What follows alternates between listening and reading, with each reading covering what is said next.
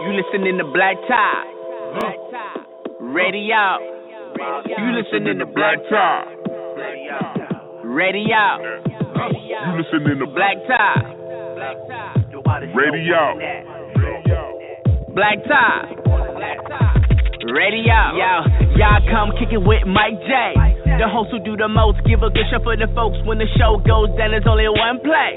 From the north to the south, east coast to the west, but you know the cool kids in the building. They got them jokes for days. Shout out to the VA. It'll keep you calling back like a bill collector on rent day. The only station that do it one way to ride this radio show on the net. We got now, we ain't gotta call next. Especially when you good Steph Curry all net. Professional intellect, respect the context. But who you gon' call when it's late? Game on the line.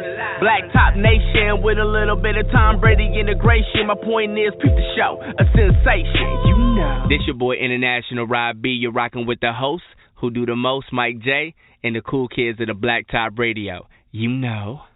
Hey y'all, what's up? This is Ashley Michelle McGill, aka The Ambitious Ash, and you're listening to the wildest radio show on the net, the BlackTop Radio. Yes, the BlackTop Radio. Good evening, everyone. My name is Mike J, the host who do the most.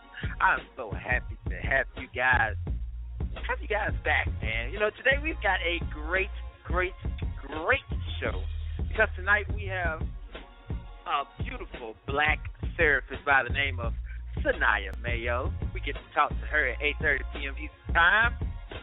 Then also at 9:20 p.m. Eastern Time, our fresh face artist of the week is Miss Lala B out of the Houston H-Time. You know what I'm saying? She coming down on the BlackTop, man. You know what I'm saying? Shout out to all my Texas listeners out there.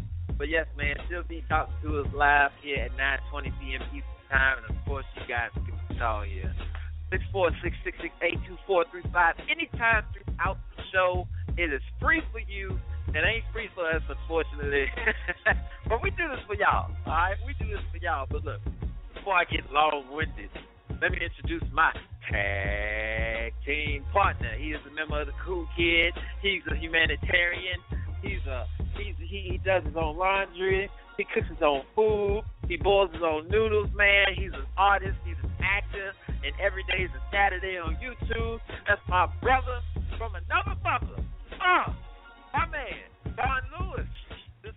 Yes, indeed, man. It's your boy Mike J, the host who do the most. Von Lewis, the scholars on the line, man. Okay. Yes, indeed, man. Oh, yeah. 646-668-2435 is the toll-free number. We are getting set to talk to a beautiful black woman, ladies and gentlemen. Or shall I say beautiful black queen?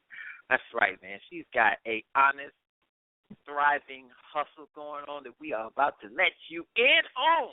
All right? So, Scholar, you know how we always salute the black queens. This show, we like to do a little something like this. Right this. Here. Yes. She's your queen to be. A queen to be forever. A queen who do whatever His Highness desires. Yeah. That's my favorite part. Ladies and gentlemen. That's my favorite part too, bro. Isn't it? Already. Yes, indeed. So, we like to follow it up with something like this as we strike up the band. Woo! Hey. Oh, yeah. Ladies and gentlemen, she is a therapist. She's an author. She's a motivational speaker. She is her own movement by herself, and we are so honored to have her live right here on the BlackTop Radio. Man, do we have some things to talk about. But please welcome for the first time and surely not the last time, Miss Saniyyah Mayo is on the line. What's up, Sugarfoot? Hey, how you guys doing? That intro was hilarious, but thanks, I appreciate it. Already. How's everything going for you? How's the week going? Everything is good. How are you guys? Perfect. Happy hump day to you. Hello? Already. Well, Yes. Big shout out to that. Hello? We have. Oh, we here. Yeah.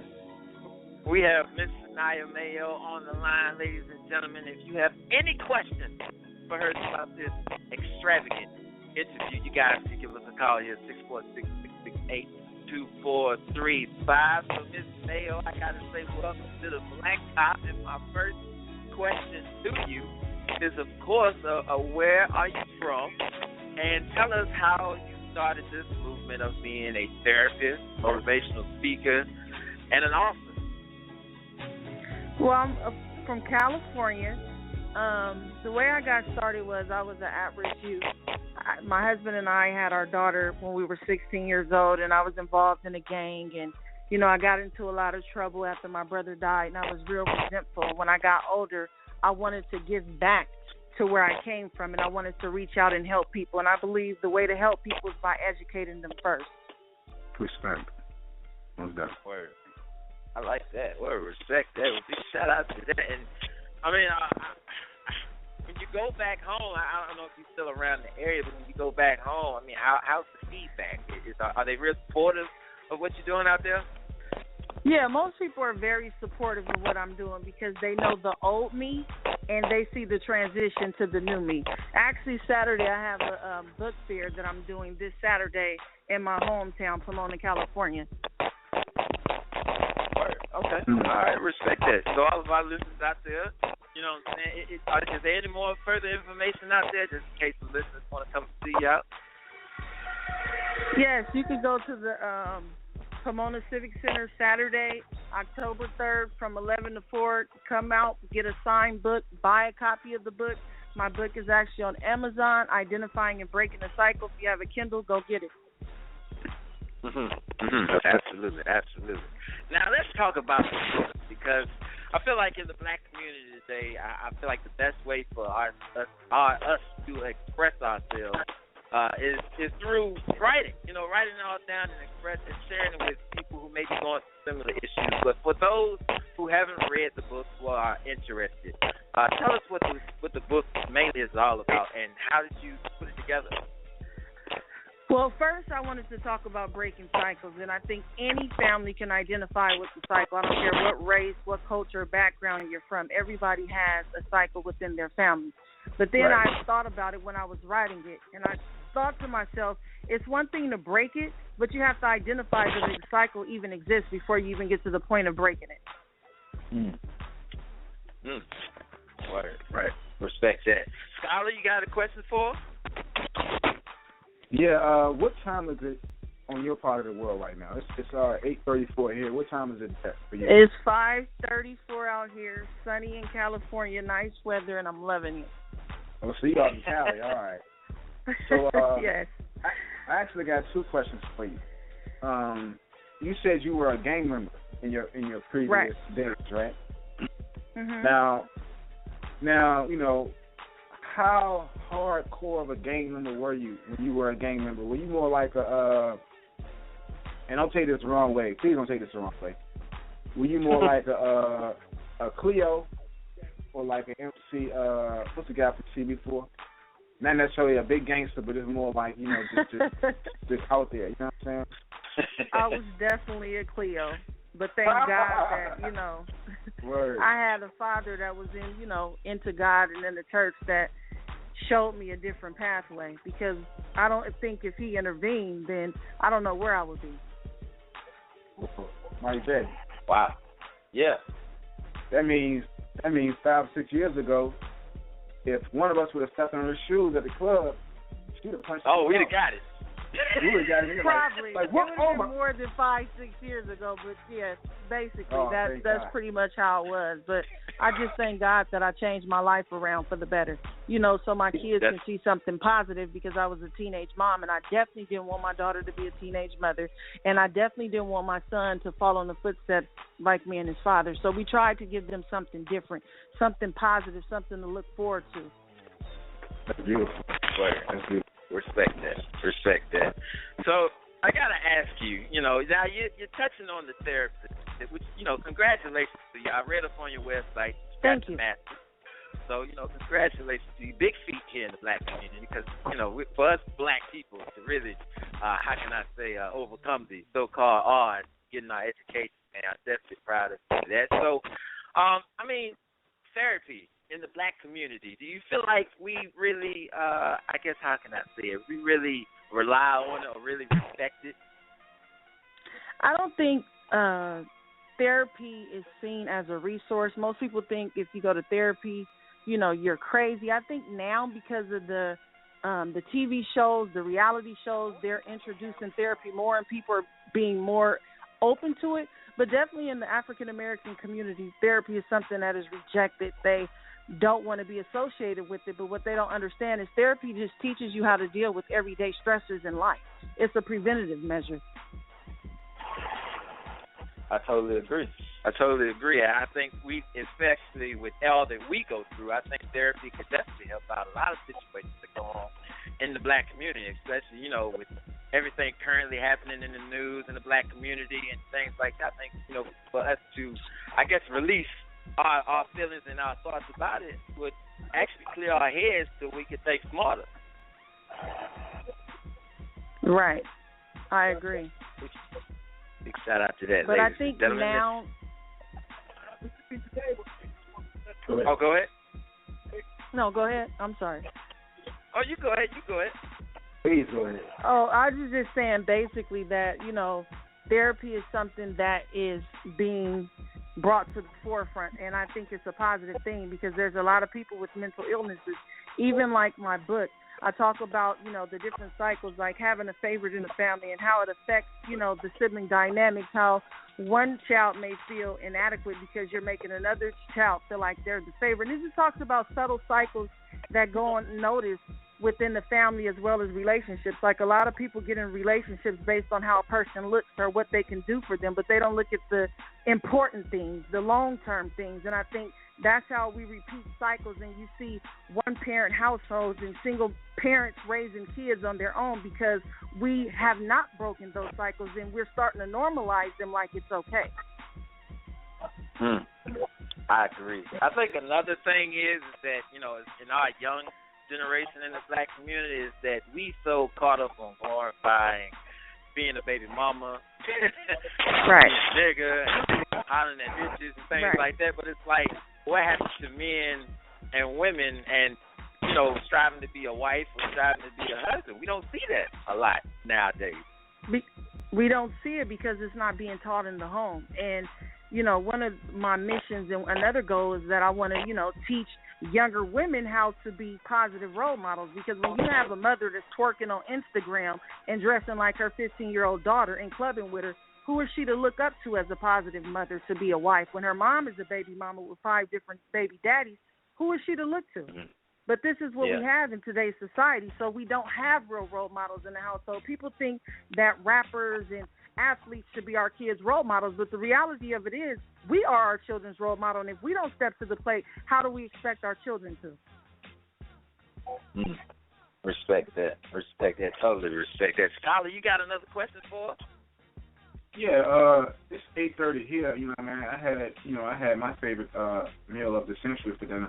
I want to know what y'all are having. I'm upstairs and I'm on the radio interview, so my husband is down there cooking up some chicken among some other things. I don't know exactly what he's making for dinner, but he's cooking. Let me ask you a question. Since you're at the house, does it smell like some good food is being made in the house? Definitely. My husband is definitely a chef. He could cook.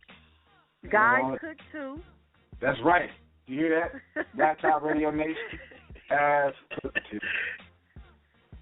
Hey, I just want to let y'all know, man, for all the men out there that's listening, cook for your old lady. You know what I'm saying? Don't be scared. Get in that kitchen. Whip up some work. Your lady's been working hard throughout the day.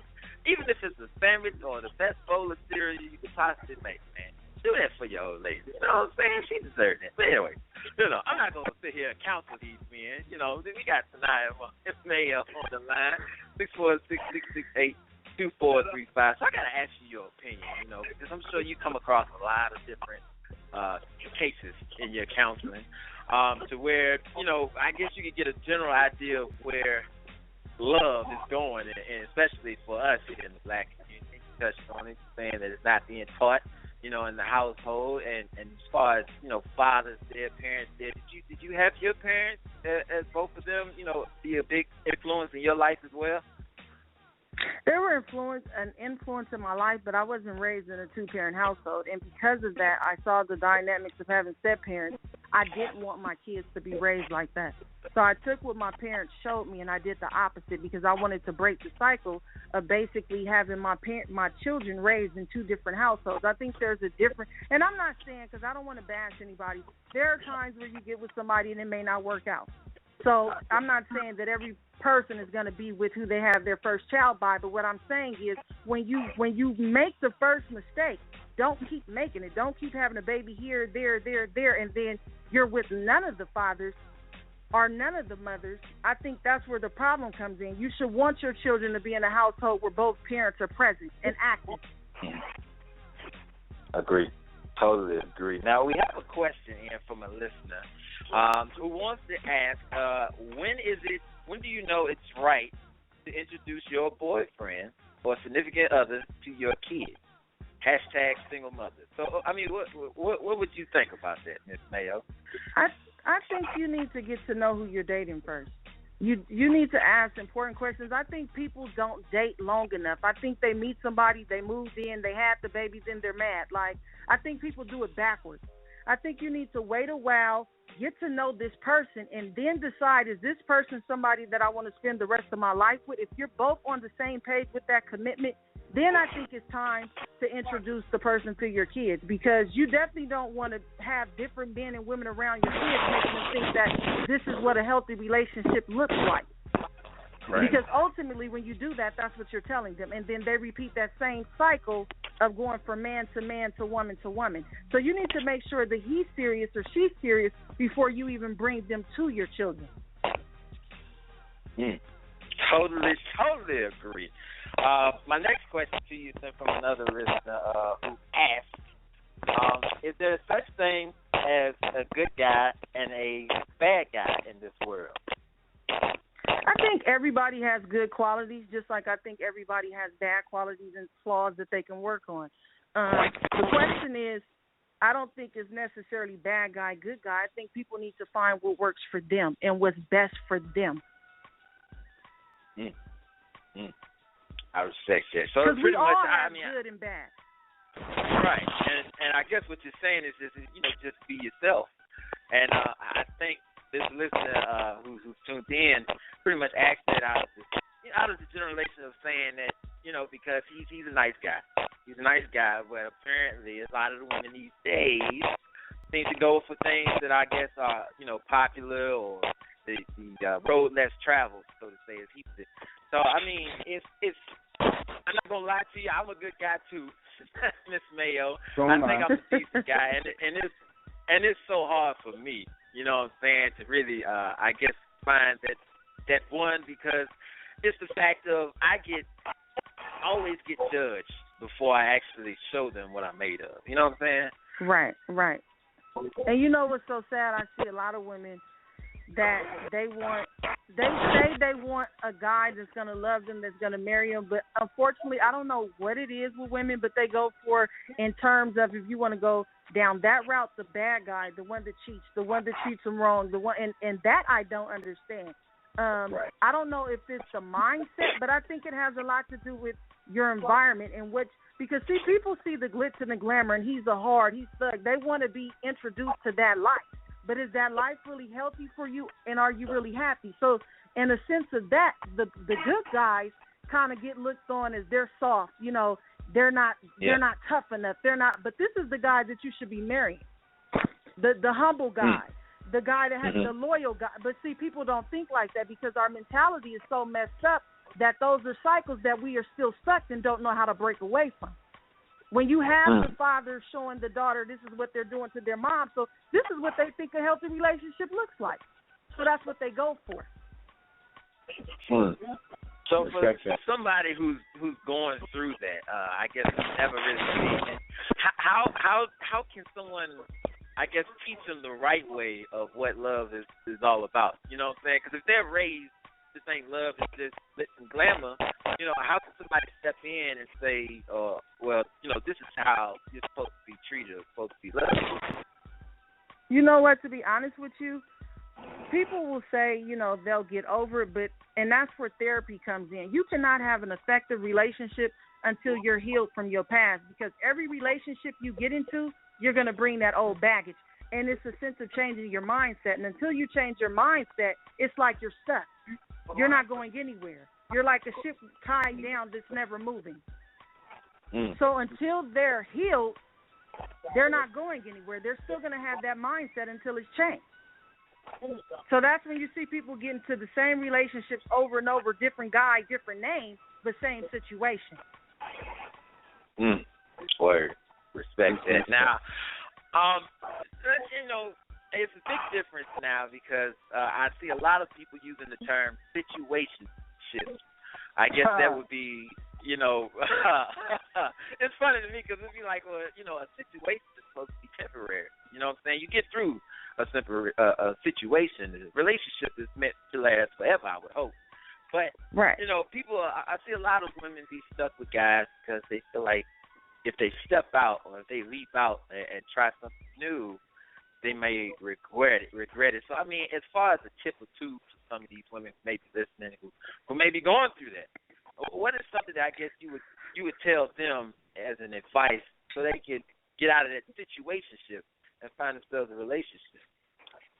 You have to find your self-worth, because if you knew your self-worth, you wouldn't accept nothing less. And I think a lot of times when you grew up with low self-esteem and rejection, and that's different things I talk about in my book too, it starts as a child. So if you have a little girl that thinks she's ugly and her mom never tells her she's beautiful, and the first guy that tells her she's pretty and he's giving me attention, now I'm going to go with this guy because he's showing me and telling me something that I've never heard before. And when you don't know your self-worth, you'll settle for anything. And until a woman or a man comes comfortable with who they are and confident within themselves, it's just certain stuff they will not accept, period. Respect that, ladies and gentlemen. Miss Saniyyah Mayo is on the line with us, 646-668-2435. Now, for our listeners who are inquiring on where they can purchase your book and get their own copy, what's the information?